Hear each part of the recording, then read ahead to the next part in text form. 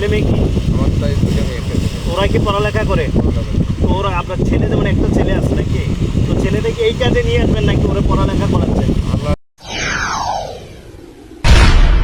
Channel আল আফজাল, সত্যের সন্ধানে প্রতিটি মুহূর্তে।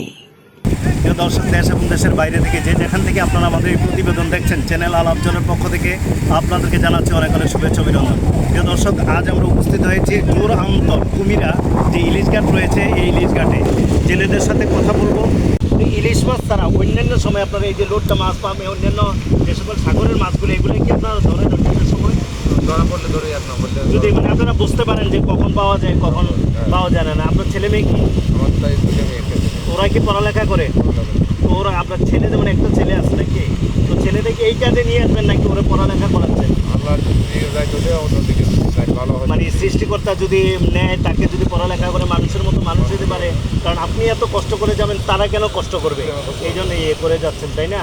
তো আপনাকে অনেক ধন্যবাদ আমাদেরকে সময় দেওয়ার জন্য।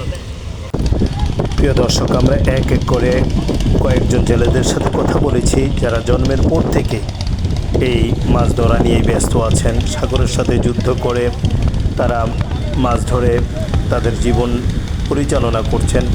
জন্মের পর থেকে তারা দেখেছেন তাদের বাবা, তাদের দাদা সবাই এই কাজে সম্পৃক্ত। এই জন্য তারাও কী করছেন, এই কাজে তাদের জীবন নির্বাহ করছেন। প্রিয় দর্শক, তাদের সাথে আমরা কথা বলে শেষ পর্যন্ত যেই জিনিসটাই আমরা অবগত হতে পারলাম যে তারা যত কষ্ট করুক না কেন, তার বাবা করেছে, তার দাদা করেছে, কিন্তু তাদের সন্তানরা যেন আর এই ধরনের কষ্ট করতে না হয়, এই জন্য তারা তাদের সন্তানদেরকে পড়ালেখা করে আদর্শ মানুষ হিসেবে যেন তারা ঘরে তুলতে পারে, এটাই তাদের মনের চাওয়া। তারা চাচ্ছেন যে অন্যান্য অনেক ছেলে মেয়েদেরকে আমরা যখন দেখি, তাদের ছেলে মেয়েরা বড় হয়ে কলেজে পড়ে, ভার্সিটিতে পড়ে, তখন আমাদের মনে জাগ্রত হতে শুরু করলো যে আমাদের ছেলেমেয়েরা কেন মানুষ হবে না, তারা কেন সবসময় আমাদের মতো কষ্ট করতে হবে। সুতরাং আমাদের ছেলে মেয়েদেরকে আমরা মানুষ করব।